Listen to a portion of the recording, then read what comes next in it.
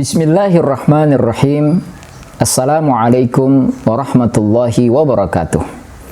Alhamdulillah, wassalatu wassalamu ala rasulillah wa ala alihi wa ashabihi wa mawalah, amma ba'du. Ada pemahaman yang mengatakan bahwa motif hijrahnya Rasulullah sallallahu alaihi wasallam dari Mekah menuju Madinah adalah motif ekonomi. Hal itu mereka perkuat dengan dalil bahwa kebanyakan dari yang mengikuti Nabi Muhammad SAW hijrah adalah dari golongan orang-orang miskin. Pemahaman ini tidak sepenuhnya salah, tetapi juga tidak bisa kita benarkan. Betul bahwa Islam menginginkan kesejahteraan, kemakmuran bagi umatnya. Tetapi kesejahteraan dan kemakmuran yang diinginkan adalah yang tumbuh dan tegak berlandaskan nilai-nilai keadilan.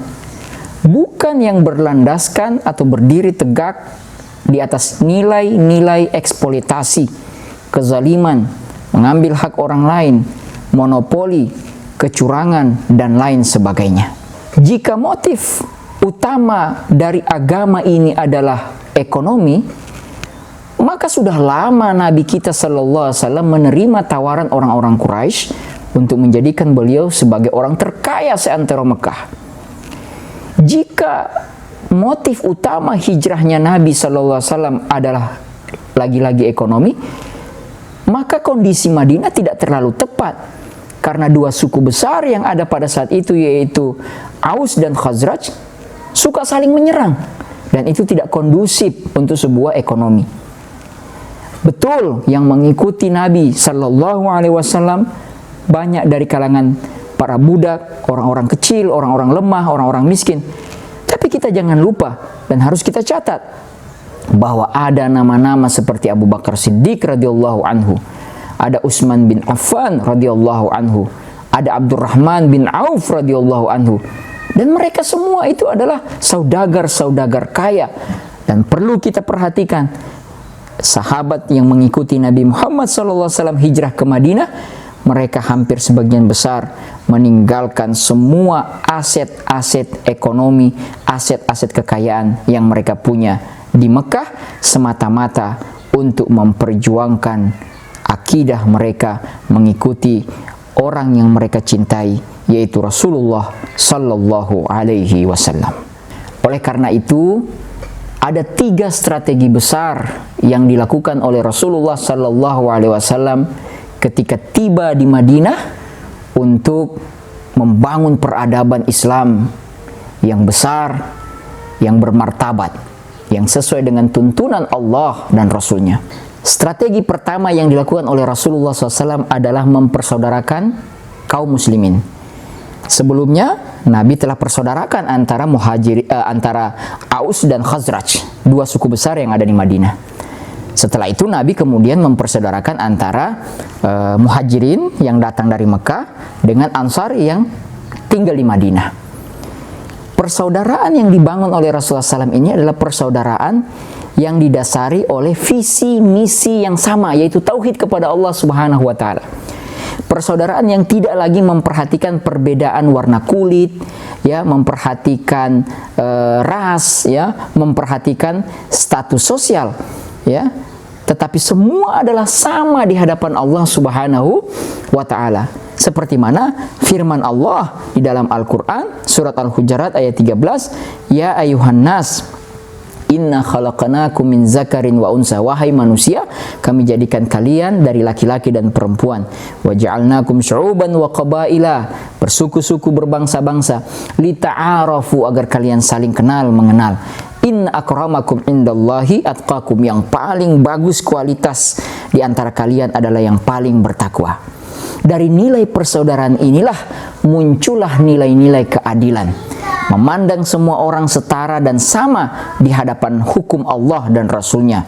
Maka Nilai-nilai keadilan dalam prinsip ekonomi Islam seperti larangan riba, larangan monopoli, keengganan Rasulullah SAW untuk mengintervensi harga di saat pasar itu berjalan dengan alami adalah buah dari persaudaraan, nilai-nilai persaudaraan yang menjadi strategi pertama Rasulullah Sallallahu Alaihi Wasallam. Strategi kedua yang dilakukan oleh Rasulullah SAW adalah membangun masjid.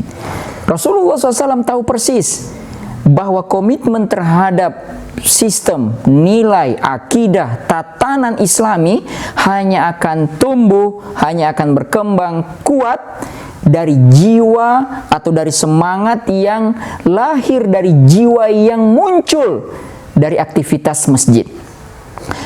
Paradigma yang mengatakan bahwa berekonomi adalah bukan bagian atau harus dipisahkan dari etika dan moral, itu harus segera dihilangkan. Karena dalam Islam segala bentuk aktivitas kehidupan manusia termasuk berekonomi itu adalah bagian daripada ibadah kepada Allah Subhanahu wa taala. Seperti mana firman Allah dalam Al-Qur'an surat Az-Zariyat ayat 56. A'udzubillahi minasyaitonirrajim. Wa ma khalaqtul jinna wal insa illa liya'budun. Tidaklah aku ciptakan jin dan manusia itu kecuali untuk beribadah kepadaku. Maka semua aktivitas kita, baik itu bersosialisasi, baik itu berbudaya, baik itu berumah tangga, bermasyarakat, termasuk dalam berbisnis, berekonomi, itu adalah bagian daripada ibadah kepada Allah Subhanahu wa taala. Karena bagian dari ibadah kepada Allah, maka dia harus tunduk kepada aturan-aturan yang diberikan. Sehingga kita dengan mudah mendapati dalam konteks berbisnis, ekonomi dalam Islam, larangan, perintah, ya, misalnya tadi larangan riba, perintah untuk memudahkan transaksi, membantu orang lain dan lain sebagainya, itu ada dalam Islam karena itu semua dianggap sebagai bagian daripada ibadah kepada Allah Subhanahu wa taala.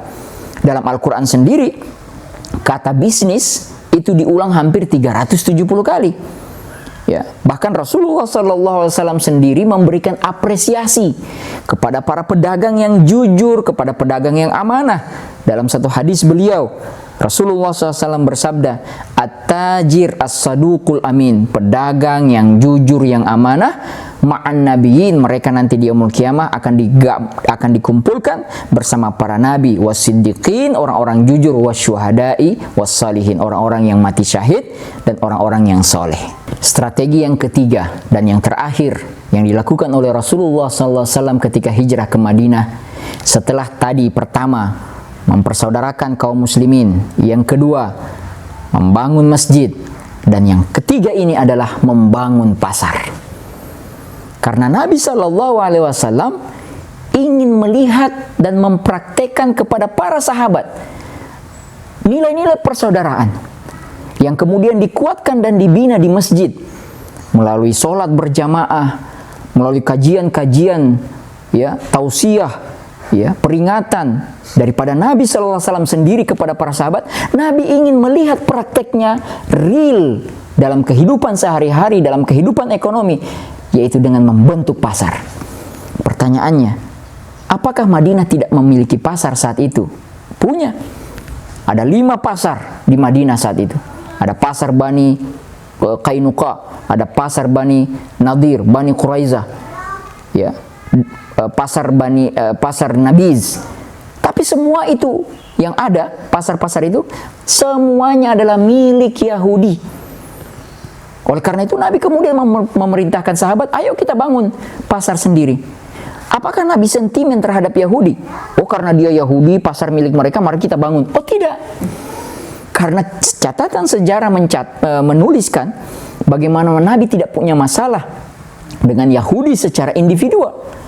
Kita lihat bagaimana Nabi dikatakan dalam hadis pernah meminjam kepada seorang Yahudi, ya, dan pinjaman Nabi itu, jaminan Nabi adalah baju besi. Artinya Nabi tidak punya masalah. Silahkan berkomunikasi, silahkan bersosialisasi, silahkan berhubungan dengan Yahudi pada saat itu di Madinah. Tetapi kenapa tetap Nabi membangun pasar sementara pasar sudah ada? Satu jawabannya, pasar-pasar yang ada, yang dimiliki oleh Yahudi tadi, adalah pasar-pasar yang di dalamnya tumbuh besar praktek-praktek riba, praktek-praktek monopoli, praktek-praktek kezaliman, dan itu tidak sesuai dengan prinsip dan nilai ajaran Islam. Oleh karena itu Nabi perintahkan bangun pasar, dan tidak butuh waktu lama, hanya 8 bulan saja pasar-pasar Yahudi itu tumbang satu demi satu, dan yang bertahan terakhir adalah pasar yang dibangun oleh Rasulullah Sallallahu Alaihi Wasallam. Teman-teman yang dirahmati Allah, semoga 3 strategi Nabi ini dapat kita praktekkan dalam kehidupan kita hari ini. Terima kasih. Wassalamualaikum warahmatullahi wabarakatuh.